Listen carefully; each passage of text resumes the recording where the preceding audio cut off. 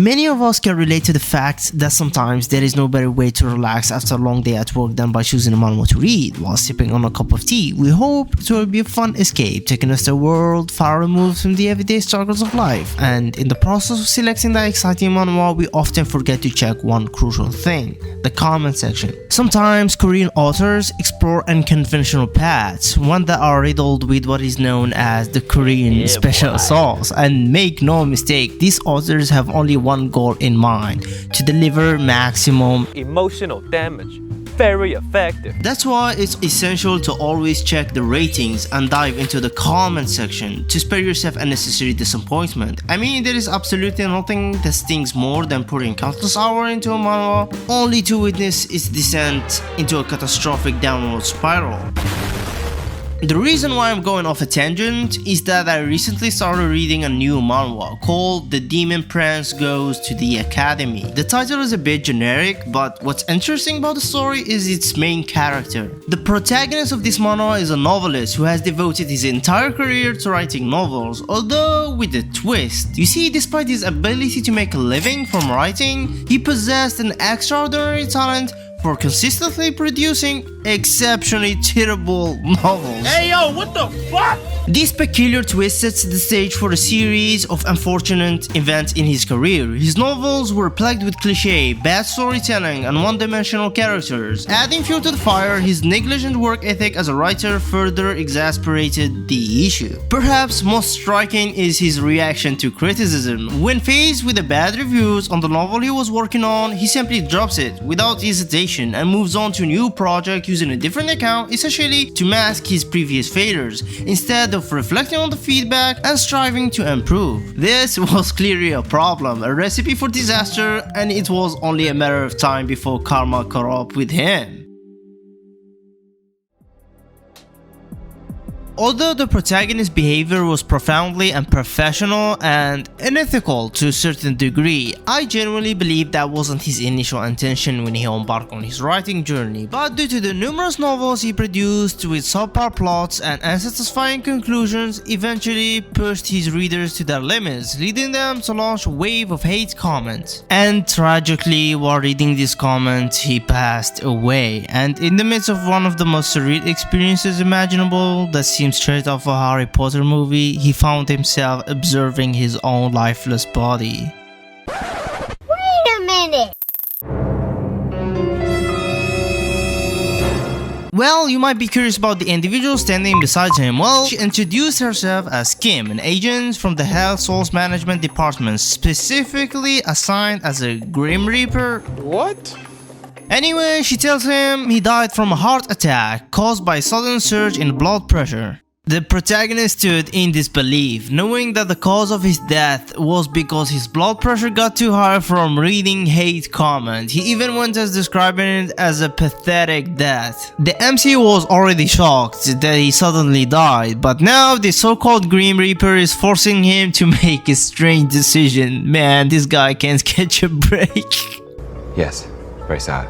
Anyway, she explains that when someone dies, in order to go to heaven, they need first to atone for the major sins they have committed. And the sins the MC is guilty of is how irresponsibly and frequently he dropped his series, though the MC was quick to point out if this even counts as a sin. And to be honest, I also share the same sentiment. And no matter how you look at it, it's just a minor offense, nothing that warrants going to hell for. I mean, it's not like he committed genocide or anything like a certain someone. She continued to elaborate that his sin is fairly small in terms of the impact it has against, say, a single individual. The problem is that it has occurred too many times, affecting too many people, which increased the scale of the issue.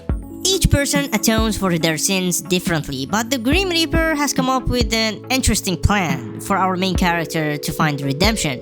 She told him that he must select one of his finished novels in which he will be randomly reborn as one of its many characters and fight for survival till the very end. Piece of cake, right? I mean, who wouldn't want to be reincarnated into another world free from pollution, noise, and the never-ending bills to pay? The problem is that he lacked any confidence in his ability to survive in any of his own novels. You see, all of his novels had tragic endings, but that didn't matter because Kim the Grim Reaper was starting to run out of patience, so he had to make a choice and fast. Eventually, he picked a sweet slice of life novel called The Demon King is Dead, and then Kim wished him good luck, and just with a clap of hands, he found himself abruptly transported into the world of his own novel. However, instead of assuming the role of a peaceful side character as he had hoped, he was unexpectedly reincarnated as the son of the feared Demon King. To make matters worse, at the very moment of his arrival, the demon stronghold was under attack by a group of humans led by a hero. The MC was in deep water and had to act quickly if he didn't want to end up featured in the obituary section, so he started running for his life. While trying to escape this dire situation, he unexpectedly came across a warehouse.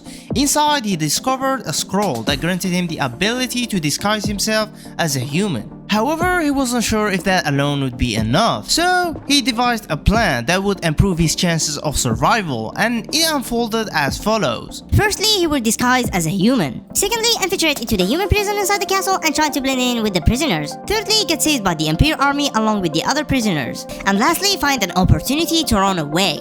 He finally arrives at the prison cells, and as soon as he steps through the entrance, he is confronted with the horrific sight of countless dismembered bodies spread across the floor.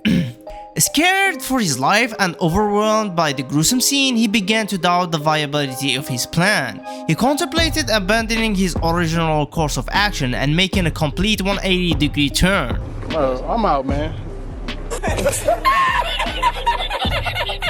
But as he was about to leave, he noticed a survivor amidst the horrifying scene. Trembling with fear, a blonde girl with long hair sat there. Feeling a surge of empathy, he cautiously approached her, extending a comforting hand and even gave her food. What he didn't know is that the person sitting next to him was the first Imperial princess, and it didn't take long before the Imperial army swiftly stormed the prison, rescuing her from captivity, and they took both of them to the nearest military camp.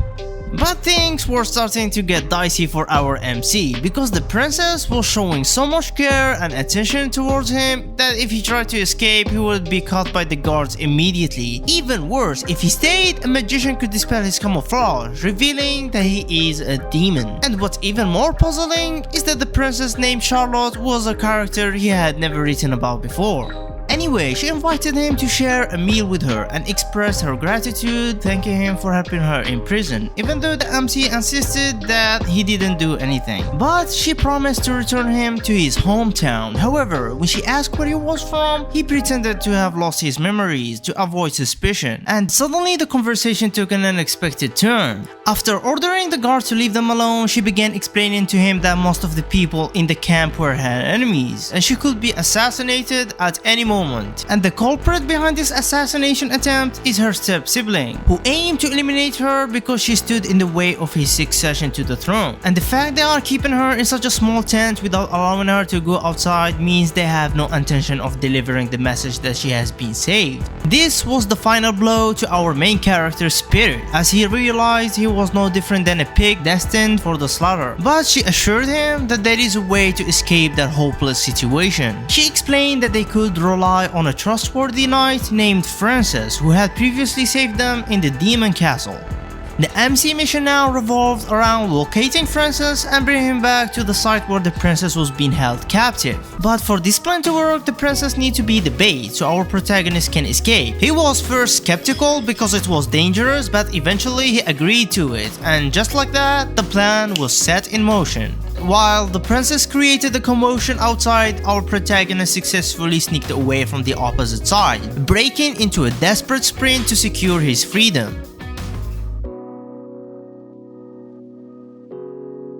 And that concludes today's episode or video. I don't know. Honestly, I had a blast making this video, and if you enjoyed it as much as I did, please consider leaving a like and subscribe for future videos. And about the Demon King goes to the academy, perhaps, maybe in the near future I will consider making a part 2, because this is merely the introduction and I must admit I haven't done it justice yet. I believe you have said enough for today. I won't spoil any further. However, I hope you have a wonderful day and peace out.